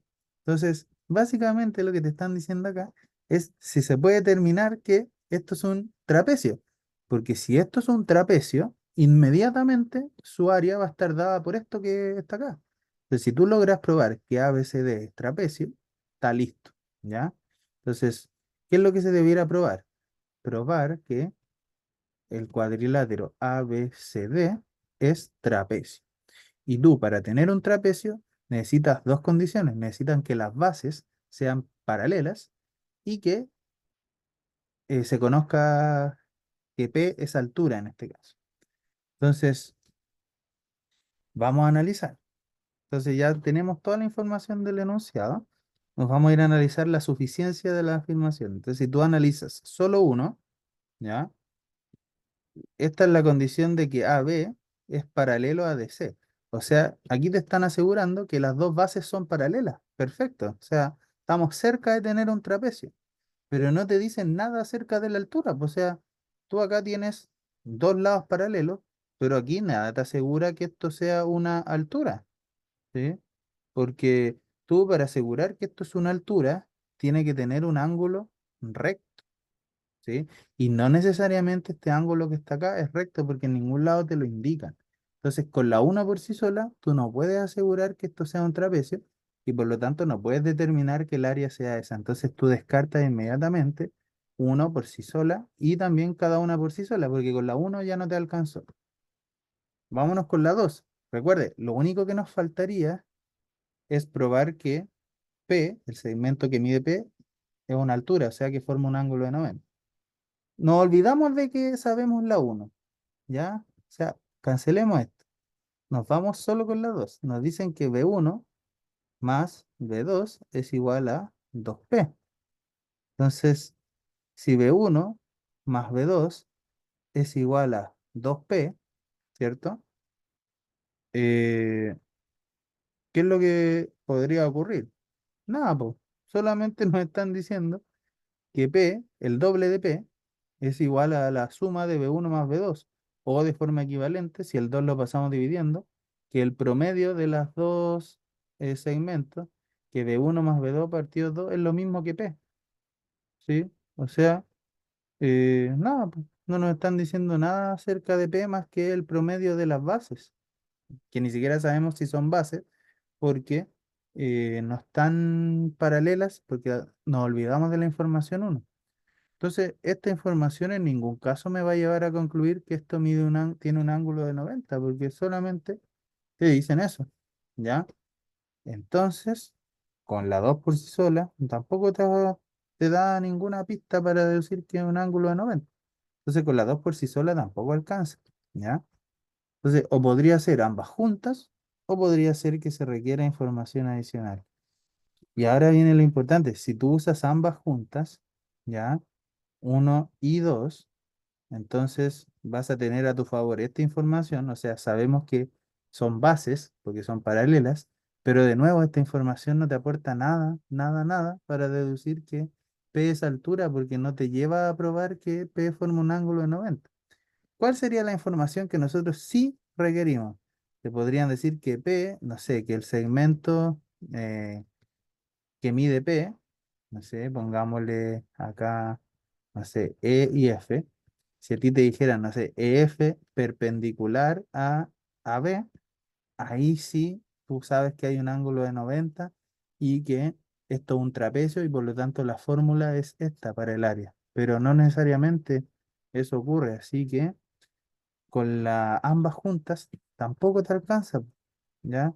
Porque no hay manera de combinar estas dos para deducir que la P forma un ángulo de 90. Entonces con ambas juntas no se puede y la correcta sería que se requiere información adicional, ¿ya? Vamos que se puede, vamos con la última. La última pregunta, la 54, no, la penúltima. Dice, sin conocer las notas de un curso, eh, es posible asegurar que al menos el 50% de los estudiantes obtuvo una nota superior a 5,2 si se sabe que el promedio es 5,2 o la mediana es 5,3, ¿ya? Entonces ahí nos dan esas dos afirmaciones. Entonces, lo que nosotros queremos eh, asegurar es que al menos la mitad de los estudiantes obtuvo una nota mayor a 5,2. Entonces, no sé, si tú tuvieras 4 estudiantes, tú quieres asegurarte que los dos que obtuvieron nota más alta sea superior a 5,2. O sea que, ¿sí? Entonces, en el fondo, lo que tú quieres asegurar acá es que el 5,2, o sea, ¿qué te permite asegurar que el 50% de los estudiantes tuvo una nota mayor a 5,2? Si logras probar que 5,2 es la mediana, ¿sí? Eh, entonces, vamos a analizar qué es lo que ocurre acá. Vamos a analizar solo con la información 1. Vamos a analizar qué pasa si sabemos que el promedio es 5,2. ¿Nos bastará para deducir que más de la mitad de los estudiantes tuvo nota superior a 5,2? Entonces, piénsalo un rato, ¿sí? Ponte en caso, a ver, toma un conjunto de datos cuyo promedio sea 5,2. Entonces, mira, este es como el más trivial de todo. Imagínate que hay, no sé, 3 personas en el curso. ¿Y cuál es una forma de que todas tengan promedio 5,2? Que todas se saquen un 5,2. O sea, imagínate que estas son las notas. ¿Hay alguno que tenga una nota superior a 5,2? No. Entonces, el promedio es 5,2, pero eso no te asegura que el 50% de los estudiantes tenga una nota 5,2, mayor a 5,2. Entonces, la una por sí sola, inmediatamente, no basta, y eso hace que tampoco baste cada una por sí sola, ¿sí? Esta es la forma de analizar este tipo de preguntas. No sé, otro ejemplo para mostrar de mejor manera, porque este es un caso muy rebuscado. No sé, pues, que haya habido un 5 y un 5,4, ¿sí? Ahí nuevamente el promedio es 5,2, ¿no? No, no es 5,2, ahí sería 5,6. Ahí sí. ¿Será 5,2 el promedio? Sí, pues, el promedio es 5,2, pero solo uno de los estudiantes tuvo una nota mayor a 5,2, o sea, solo el 33,3%. Entonces, el promedio no te indica nada, pues el promedio solo te indica el valor de equilibrio de las notas, pero no te indica cómo están distribuidas. No sabes si hay más o menos que tengan sobre 5,2 o bajo 5,2. Recuerda que el promedio es muy sensible a los valores extremos, entonces tú podrías tener un 3, ¿cierto? Un 5,6 y un 7. Y eso también te va a dar promedio 5,2. Sin embargo, acá en este caso sí se cumpliría que lo, más del 50% de los estudiantes obtuvo una nota sobre 5,2, pero no necesariamente eso es así, po, ¿ya? No necesariamente este es el caso, entonces el promedio no te dice nada en ese caso, ¿ya? Veamos si con las dos por sí sola basta. Veamos si, sabiendo que la mediana es 5,3, podemos deducir que más de la mitad de los estudiantes obtuvo nota superior a 5,2, ¿ya? O sea, no es más del 50%, es al menos el 50%. O sea, te sirve el 50% también. Entonces, piénsalo de la siguiente manera. ¿Cómo tú puedes obtener eh, uno, un conjunto cuya mediana sea 5,3. ¿Ya? Significa que pueden haber dos casos. Tú tienes una cantidad de alumnos par, ¿cierto? O impar. El caso impar es más fácil porque, no sé, pues si tienes tres estudiantes, la mediana sería el valor que está justo al centro. Entonces podría ser, si sabemos que la mediana es 5,3, ¿cierto? Entonces significa que el valor central es 5,3 y los otros dos valores pueden ser cualquier cosa. Uno menor que 5,3, digamos, puede ser un 2 y otro puede ser un 7. Pero esta condición, en el caso impar, al tiro te asegura de que más de la mitad de los estudiantes tiene nota sobre 5,2, pues, porque 5,2 estaría por acá. Entonces, tienes el valor mediano más los que están por encima y eso es más de la mitad. Entonces, también funciona con 5 alumnos. Aquí estaría el 5,3, que es la mediana, por acá el 5,2 y la mayor parte queda sobre el 5,2. Entonces, si tiene una cantidad impar de alumnos, esto sí te basta para probar la, que el 50% de los estudiantes tuvo una nota mayor a 5,2, ¿sí? Pero ¿qué pasa en el caso de cantidad par de estudiantes? Digamos que tienes cuatro estudiantes, ¿ya? Entonces, cuando tú tienes una cantidad par de datos, la mediana no puede ser el valor central porque no hay un único valor central. Entonces, la mediana es el valor de equilibrio entre los dos datos centrales, entre estos dos. Entonces, lo que tú necesitas es que al promediar esos dos te dé la mediana, que sería 5,3. Entonces, tú puedes armar cualquier configuración en la que estos dos datos promediados te den 5,3 y ahí te vas a estar asegurando de que la mediana es 5,3. El más fácil de todo, que ambas sean 5,3, o sea que estos dos datos centrales sean 5,3. En ese caso, el promedio de ellos dos es 5,3. Y acá tú tendrías que poner una nota mayor o igual a 5,3. ¿Ya? O sea, podrías poner un 5,3, un 5,4, y acá tienes que poner una menor o igual, ¿ya? Para no hacerlo tan trivial, en que todas son 5,3, porque ahí ya estaría asegurado, no sé, pongamos un 7 y un 2. Nos asegura esto que más de la mitad de los estudiantes tuvo promedio nota superior a 5,2, claro, porque el 5,2 estaría por acá. Entonces, 3 de 4 aquí ya tuvieron el 5,2, más de 5,2, ¿sí?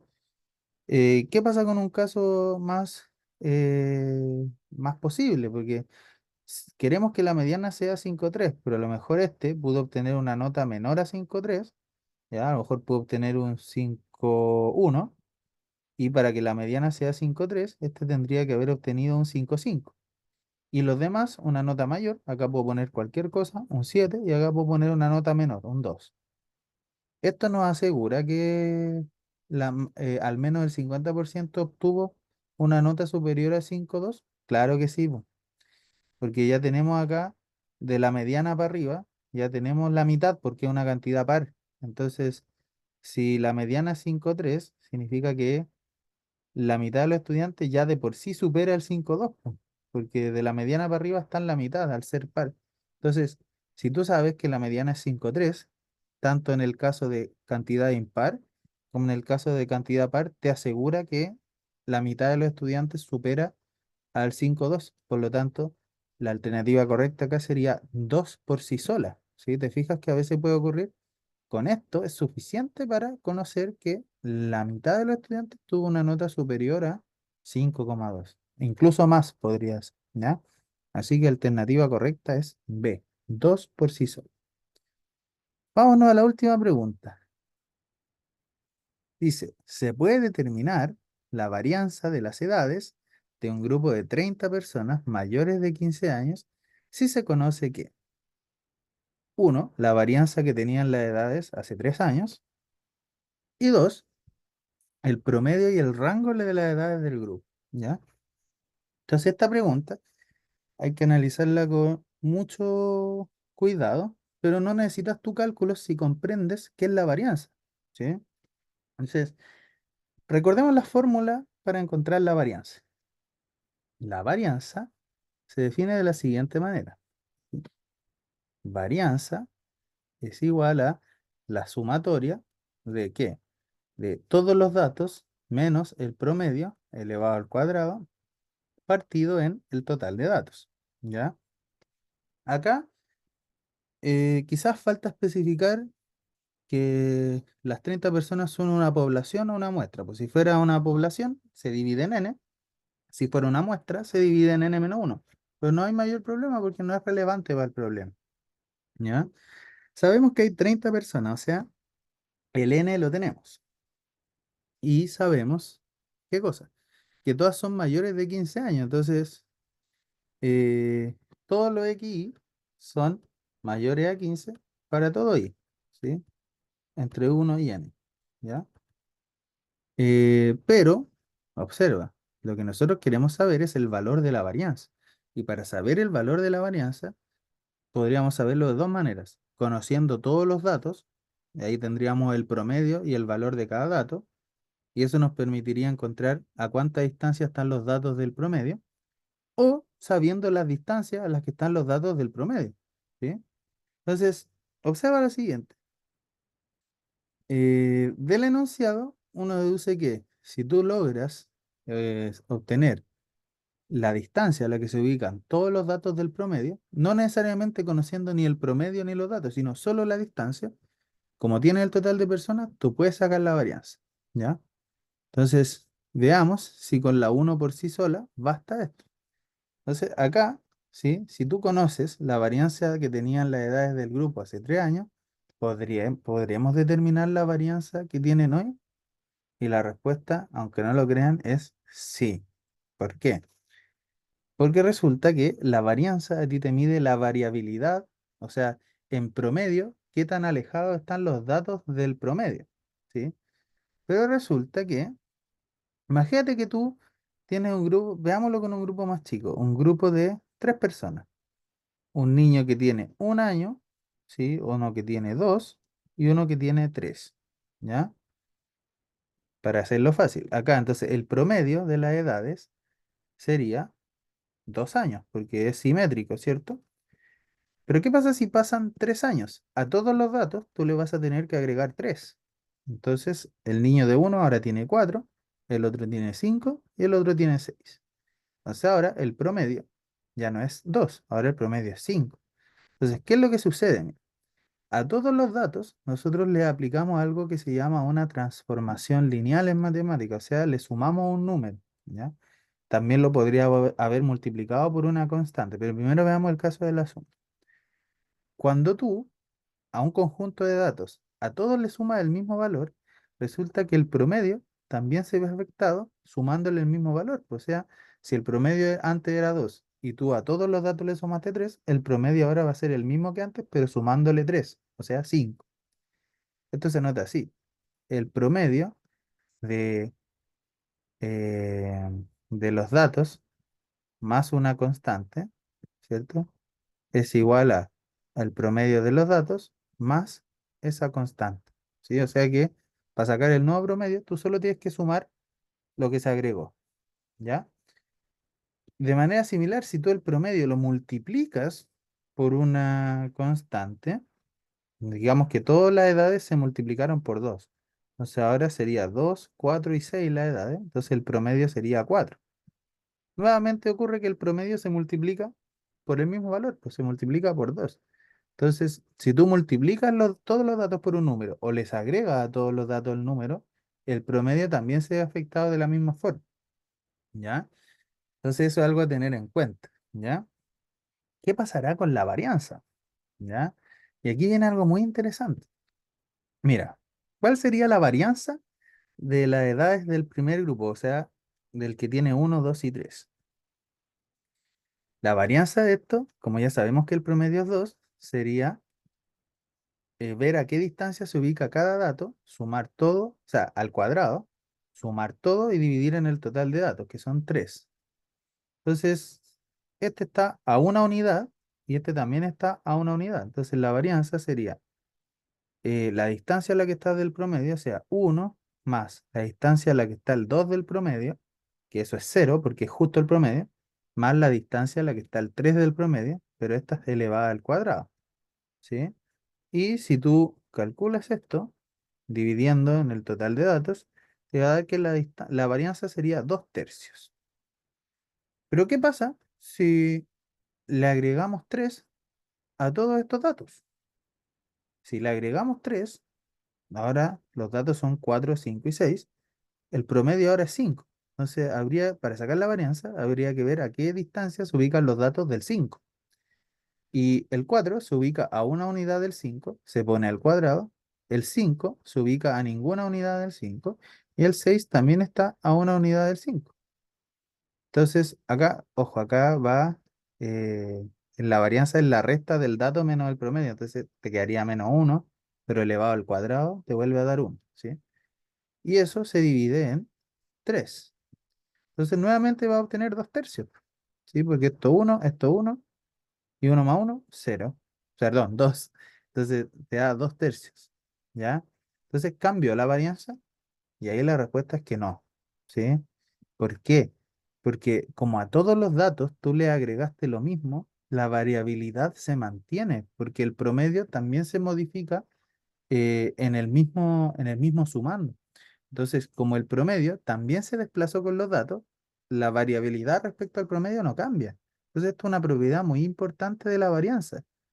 Si tú tienes la varianza de los datos cuando los multiplicas por un número y le sumas otro, la varianza de ax más b es lo mismo que a cuadrado por la varianza de x, y el b no te hace nada. O sea que lo único que te puede cambiar la varianza es que tú multipliques por un número todos los datos. Digamos, si tú multiplicas por 10 todas las edades, entonces la nueva varianza es la misma que la original, pero multiplicada por 10 al cuadrado, por 100. Pero si tú le sumas una constante, no, no te cambia la varianza. Entonces, esta es la clave acá, po. Si tú conoces la varianza de la edad de hace 3 años, ¿puedes conocer la varianza de la edad de hoy día? Sí, porque eso equivale a que todas las edades tú le sumes 3 años, y cuando tú sumas a todos los datos lo mismo, la varianza se mantiene. Entonces, si tú conoces la varianza en el pasado, puedes conocer la varianza hoy en día. Entonces, con la uno por sí sola, sí basta. Entonces, alternativa correcta, uno por sí sola, no necesariamente.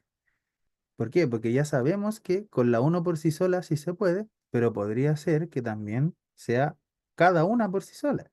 Entonces, se pueden descartar esta y que se requiere información adicional. Pero aún hay que decidir si con la 2 por sí sola también se puede llegar a la respuesta. Entonces, olvidémonos de este análisis maravilloso que hicimos acá y nos vamos ahora a la afirmación 2, sin considerar la 1. Dice que si tú conoces el promedio y el rango de las edades,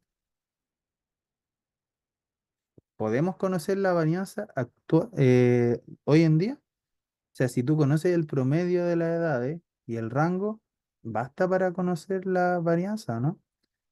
Y la respuesta es que no. Y te voy a dar un ejemplo de por qué no, ¿ya? Porque si bastara el promedio y el rango para conocer la varianza, significa que si tú tienes dos conjuntos de datos que tienen el mismo promedio y el mismo rango, entonces debiéramos en ambos tener la misma varianza, porque con el promedio y el rango basta para calcular la varianza. Entonces vamos a tomar dos conjuntos de datos pequeños, ¿sí? En donde el rango y la varianza sean la misma, ¿ya? Perdón, donde el rango y el promedio sean lo mismo. Entonces vamos a tomar como primer conjunto el conjunto 1, 3, 5, y vamos a tomar como otro conjunto el conjunto 1, 2, 3, 4 y 5, ¿ya? ¿Cuál es el promedio de los datos de este conjunto? El promedio, como es simétrico, sería 3, y en este otro conjunto de datos, el promedio también es 3. O sea, ambos conjuntos tienen el mismo promedio. Entonces, perfecto, ¿ya? Y el rango se saca restando el mayor dato menos el menor dato, ¿sí? Entonces, si tú tienes acá, el rango sería 5 menos 1, o sea, 4. Y en el otro conjunto también el mayor es 5 y el menor es 1. Entonces, el rango también sería 1. Perdón, 4. Entonces, tenemos dos conjuntos con el mismo promedio, que lo conocemos, y el mismo rango, que lo conocemos, ¿sí? Entonces, de ser suficiente el rango y el promedio para calcular la varianza, quiere decir que si dos conjuntos tienen el mismo rango y el mismo promedio, nos tiene que dar la misma varianza, porque hay una fórmula que me permite encontrar la varianza reemplazando el promedio y el rango. Entonces, veamos si esto es así. Si tú quieres calcular la varianza del conjunto uno, tienes que ir viendo aquí a cuánta distancia están los datos del promedio. Como el promedio es 3, el uno se encuentra a 2 unidades por debajo del promedio, o sea, se eleva al cuadrado al menos 2. El 3 a ninguna unidad de distancia y el 5 a 2 unidades sobre el promedio. Y como son 3 datos, se divide en 3. Entonces, menos 2 al cuadrado es 4, más 0, más 4, partido 3. Esto te da 16 partido 3. ¿Ya? Pero en la varianza, en el segundo conjunto, se calcula de la misma manera. El promedio es 3, entonces el uno está a 2 unidades por debajo del promedio, lo elevamos al cuadrado. Más el 2 está a una unidad por debajo del promedio, lo elevamos al cuadrado. Y así, ¿sí? Entonces te va a quedar esto que está acá, ¿sí? Y eso dividido en 5. Entonces te va a quedar menos 2 al cuadrado, que es 4. O sea, esto es 4, esto es uno y esto es 4. Te va a quedar 4 más uno más uno más 4. Eso es 10 y dividido 5, eso te da 2. Y claramente la varianza nos dio diferente. Entonces, si yo te hubiera dicho, a ver, el promedio es 3 y el rango es 4, ¿tú me podrías haber asegurado cuál era la varianza? No, porque la varianza depende de todos los datos. Entonces, no necesariamente conociendo el rango y el promedio, tú vas a poder conocer la varianza, porque no sabes qué pasa entre medio, ¿sí?